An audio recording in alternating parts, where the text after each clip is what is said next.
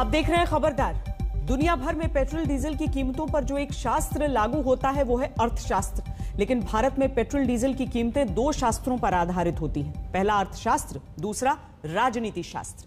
और अब हम इन दोनों शास्त्रों का अध्ययन करेंगे। शुरुआत राजनीति शास्त्र से करते हैं। कांग्रेस ने आज देश में पेट्रोल डीजल की लगातार बढ़ती कीमतों के खिलाफ विरोध प्रदर्शन किया। कांग्रेस ने इस विरोध प्रदर्शन को आक्रोश दिवस का नाम दिया था।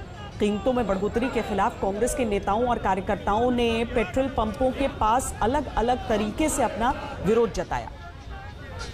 विरोध प्रदर्शन के दौरान कांग्रेस कार्यकर्ताओं और स्थानीय नेताओं ने दिल्ली, पंजाब और कर्नाटक समेत कई बड़े राज्यों में बैलगाड़ी चलाकर अपना विरोध जताया।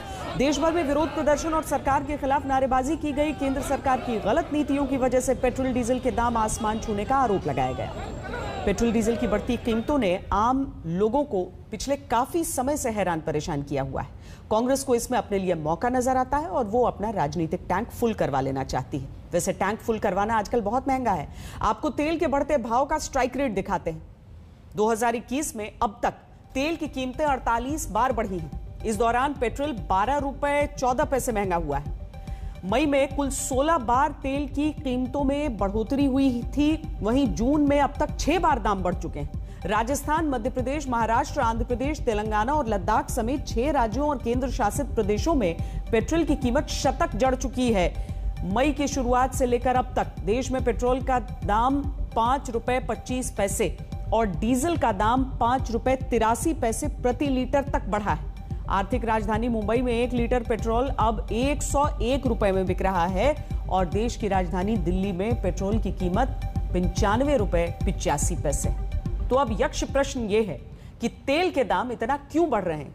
इसके अर्थशास्त्र का विश्लेषण भी हम करेंगे, लेकिन पहले तेल की बढ़ती कीमतों को लेकर बीजेपी और कांग्रेस तब भी अब कांग्रेस जब आज देश भर में तेल की कीमतों में लगी आग के खिलाफ अपने राजनीतिक शास्त्र का प्रदर्शन कर रही थी तो पुरानी यादें ताजा हो गईं।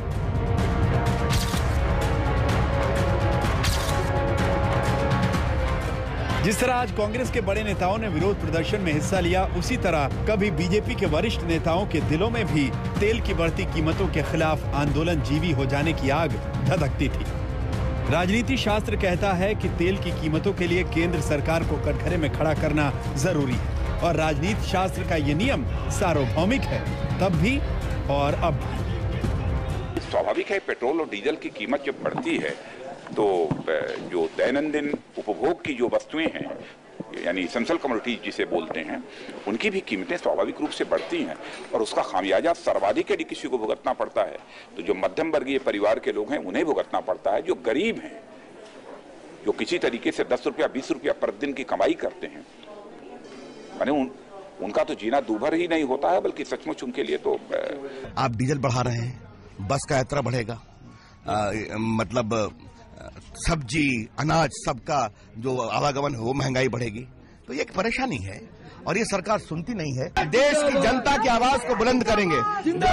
पूरे महंगाई बंद को इतना समर्थन मिल रहा है। तो विपक्ष में रहते हुए तेल की कीमतों पर राजनीति शास्त्र के जिस नियम का पालन करते हुए बीजेपी इसे केंद्र सरकार की नाकामी बताती थी, उसी नियम का पालन आज बतौर विपक्ष कांग्रेस भी राजनीति शास्त्र के एक अच्छे शोधार्थी की तरह कर रही है।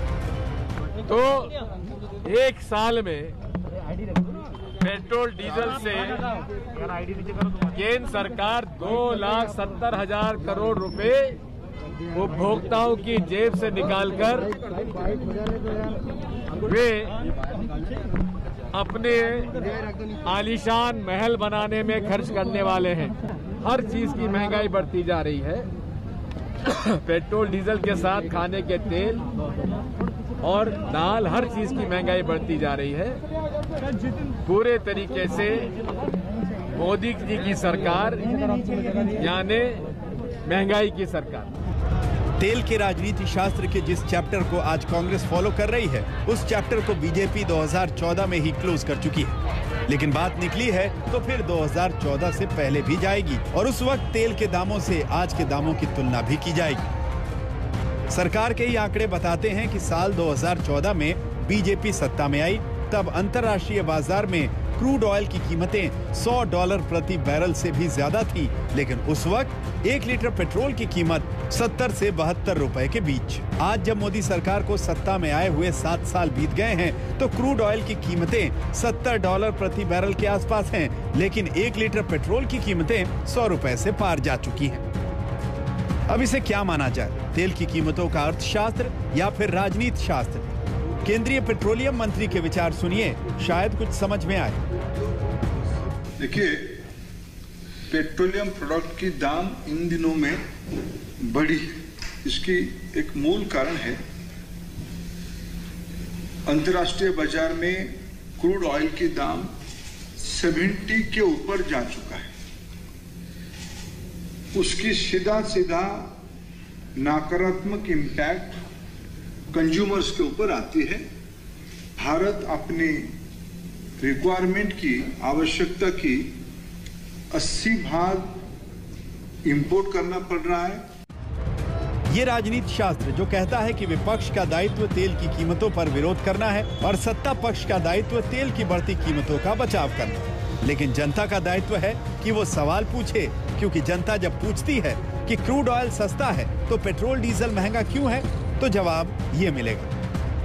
मई 2014 में जब बीजेपी की सरकार बनी, तब 1 लीटर पेट्रोल पर 9.5 रुपए और डीजल पर 3.5 रुपए के आसपास एक्साइज ड्यूटी लगती थी। लेकिन आज 1 लीटर पेट्रोल पर 32 रुपए 90 पैसे और डीजल पर 31 रुपए 80 पैसे की एक्साइज ड्यूटी लगाई जाती है। यानी सस्ता क्रूड ऑयल खरीदने से लेकर जनता तक महंगा तेल पहुंचाने तक तेल का खेल कैसे होता है, ये समझने के लिए रॉकेट साइंटिस्ट होने की जरूरत नहीं, लेकिन फिर इस पर लागू हो जाता है राजनीति शास्त्र। अंतर्राष्ट्रीय बाजार में जो क्रूड ऑयल और बाकी की कीमत है वो तो आप जानते हैं। कितनी बार पेट्रोल का दाम कम हुआ है जब अंतर्राष्ट्रीय बाजार में हुआ, डीजल का दाम भी कम हुआ है, वो भी दर्जनों बार हुआ है पिछले 4, 5, 6 वर्षों में। लेकिन थोड़ा मुझे कांग्रेस पार्टी से एक सवाल पूछना है कि वैट राजस्थान में हाईएस्ट है। अब महाराष्ट्र, पंजाब, ये सब के डिटेल्स मेरे पास हैं। तो जो मुझसे सवाल पूछ रहे हैं, तो अंतर्राष्ट्रीय क्रूड पॉइंट तो अपनी जगह है, थोड़ा अपने प्रदेशों से वैट को तो कम करवा दें, तो राहत तो मिलेगी ना।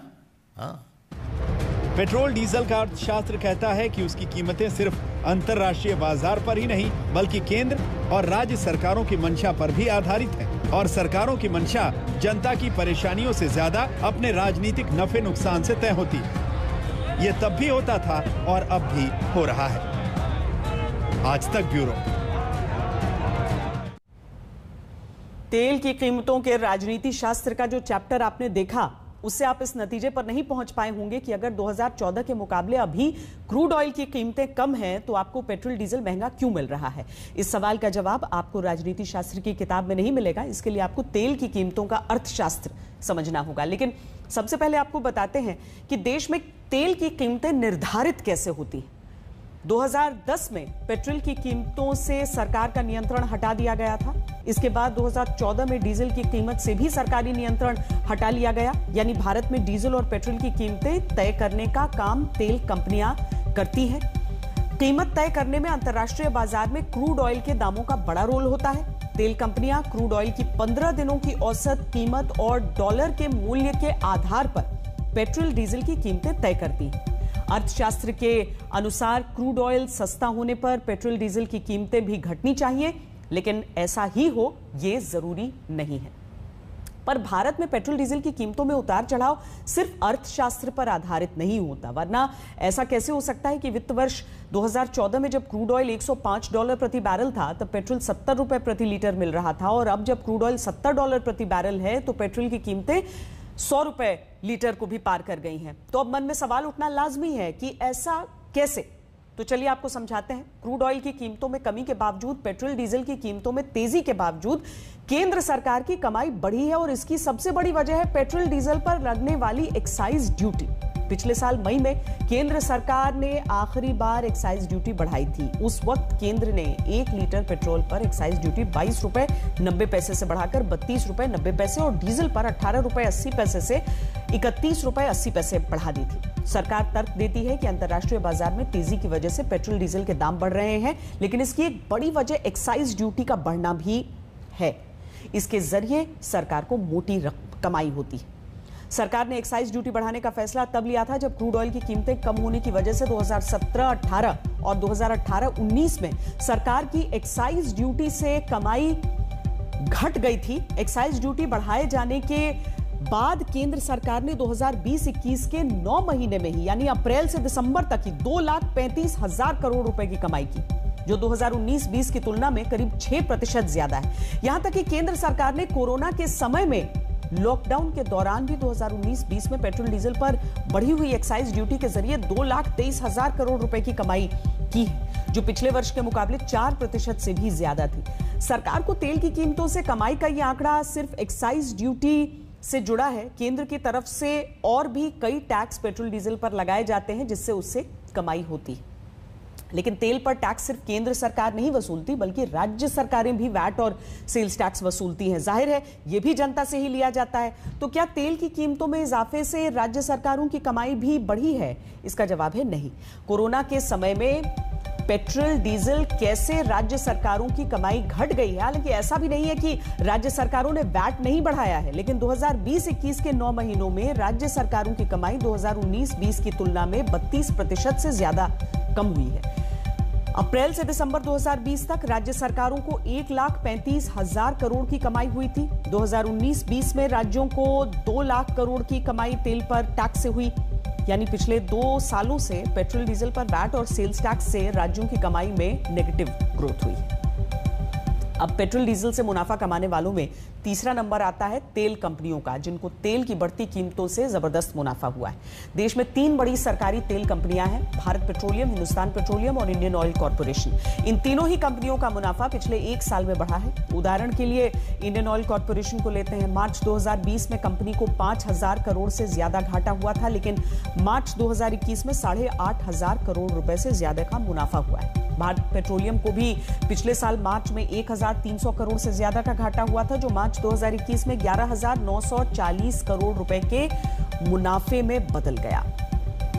यानी अंतर्राष्ट्रीय बाजार में क्रूड ऑयल के महंगे होने की बात कहकर जब तेल की कीमतें बढ़ाई जाती हैं तो सबसे ज्यादा घाटे में आम जनता होती है, क्योंकि पैसा उसकी जेब से जाता है, जबकि तेल कंपनियां और केंद्र सरकार की जेबें पहले से ज्यादा भर रही, और वो भी तब जब आम आदमी की कमाई 65 साल में पहली बार घटी है, जिसका जिक्र इसी साल फरवरी में आए आर्थिक सर्वे में हुआ था। उसमें कहा गया था कि 2019-20 में देश में हर व्यक्ति की औसतन सालाना कमाई 1,34,000 रुपए थी, जो 2020-21 में घटकर 1,26,000 रुपए हो गई। जाहिर है कोरोना महामारी की वजह से आम आदमी की कमाई पर गहरा असर पड़ा है। ऐसे में तेल के दाम घटाकर लोगों को राहत देने के बजाय अगर दाम बढ़ाकर अपना खजाना भरने का इंतजाम किया जाएगा तो सवाल उठना लाजमी है। लेकिन पेट्रोलियम मंत्री धर्मेंद्र प्रधान कह चुके हैं कि कोरोना की वजह से पेट्रोल डीजल के दाम घटाना सरकार के लिए मुमकिन नहीं। सरकारों के पास, भारत सरकार हो या राज्य सरकार हो, हम लोगों के पास एक दुविधा भी है। फिर मैं कहूं, देखिए 2020-21 और 21-22 ये जो प्रेडिक्ट है हम 21-22 की फर्स्ट क्वार्टर में हम लास्ट मंथ में है। अभी एक मूल सामान्य, अभी आमदनी कम है, खर्चा कॉम्प्रोमाइज नहीं कर सकते। हेल्थ सेक्टर की एक्सपेंडिचर बढ़ी है, वो करना ही पड़ेगा, हमारे पास कोई उसकी शॉर्टकट नहीं है। अर्थनीति को गति देने के लिए अभी जैसे हमने कहा 24,000 करोड़ रुपए के हमने एमओयू किया है, तो हम प्रधानमंत्री जी के हाथ से पत्थर रखने के बाद काम ही शुरू करेंगे। केंद्रीय पेट्रोलियम मंत्री कह रहे हैं कि कोरोना महामारी और लॉकडाउन की वजह से देश की आर्थिक स्थिति ऐसी नहीं है कि तेल के दाम कम किए जाएं। लेकिन फिर सवाल यह भी पूछा जाता है कि चुनाव आते ही अचानक तेल की कीमतें स्थिर क्यों हो जाती हैं या कम क्यों होने लगती हैं, और चुनाव खत्म होते ही फिर बढ़ने क्यों लगती हैं। यही ट्रेंड हाल ही में बंगाल और असम समेत 5 राज्यों के विधानसभा चुनाव में भी देखा गया। 26 फरवरी को 5 राज्यों में चुनाव का ऐलान होने के बाद 65 दिन तक पेट्रोल डीजल के दाम नहीं बढ़े। यहां तक कि 4 बार में पेट्रोल 77 पैसे, डीजल 74 पैसे सस्ता हुआ। लेकिन 2 मई को नतीजे आने के बाद 4 मई से पेट्रोल डीजल के दाम बढ़ने शुरू हुए और अगले 15 दिनों में पेट्रोल करीब 2 रुपए और डीजल 2.25 रुपए महंगा हो चुका था। ये तो सिर्फ एक उदाहरण है। देश में 2017 से पेट्रोल डीजल के दामों में रोजाना बदलाव का नियम लागू हुआ था। एक अनुमान के अनुसार तब से अब तक 10 में से 4 चुनावों के दौरान क्रूड ऑयल महंगा होने के बाद भी पेट्रोल डीजल सस्ता हुआ। रुक रहे हैं एक ब्रेक के लिए, आप रहिए।